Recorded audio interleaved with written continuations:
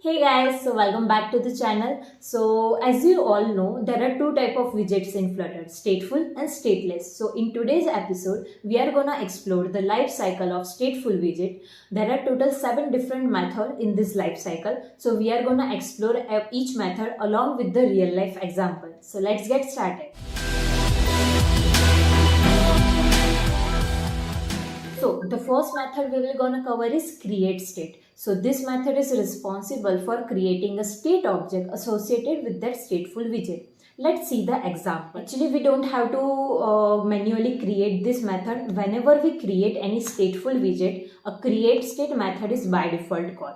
So at that time, a particular object is created. Now second method is init state method. So this method is called whenever a stateful widget is inserted into the widget tree for the first time. So it is the base place to initialize your variable or start up any operation that you want to perform first. So let's see in the example. Let's say I have a one variable int a, and if I call init state method and initialize my variable here. Same like that, if you are using an animation in your application or if you are using a stream, then this is the perfect place to initialize that. The third method is did dependency change method. So this method is called whenever any dependency change occur. Something like changes in the API, or we have to update the UI based on some inherited widget changes, right? So let's see in the example. We just have to write did and we will get this did dependency change method. So let's take a small example. We have a real-time weather-based application where we are gonna showing the temperature or something like that value on UI based on the user's location. So on first attempt, user didn't accept the permission, but on second attempt, user has accepted the permission and now he or she can see the data. So all this logic you can write in this method. Fourth method is build method. Build method perhaps the most important part of life cycle of stateful widgets. So it is responsible for rendering the widgets UI on the screen based on their current state. It is also called whenever widgets needs to rebuild. So let's see in the code. In this code, whenever you create any stateful widget, the build method is also created. Let's suppose say we have one column here. We have one column here.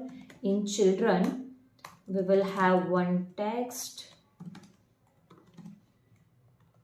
and one icon. Icons, let's say plus icon. Yeah, we can take. Now in this case, if I wrap this icon widget with the inkwell widget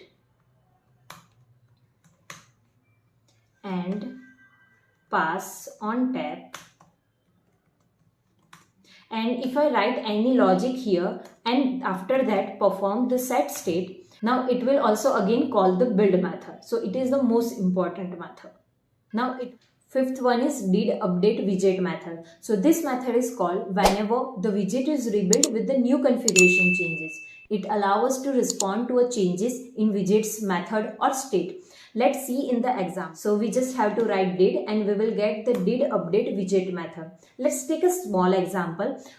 We have a setting page in our application where we use a multi-theming. So if we want to detect the user has changed the theme, the preferred theme is changed or not, all the logic we can apply in this method.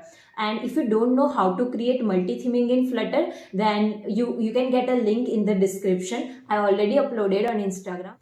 Sixth one is deactivate method. So this method is called whenever a stateful widget is removed from the widget tree. It's a temporary. So let's see in the example how can we call the deactivate method. Let's say we have an audio player application. So in this deactivated method, we can pause the playback and release the allocated resources or perform some cleanup operations. Last but not least, seventh method is dispose method. So at this time, the stateful widget is permanently removed from the widget tree. So it is the best time to free the resources or perform some cleanup operation. Let's see in the code. So we just have to write the dispose and here we can perform all the operation.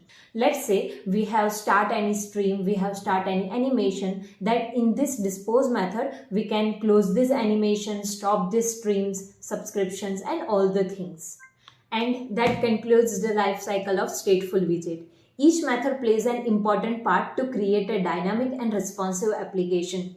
I hope you learned a lot from this video, and if you are still watching this, then don't forget to like this video and subscribe the channel for more Flutter tutorials like this. And see you in the next one. Bye.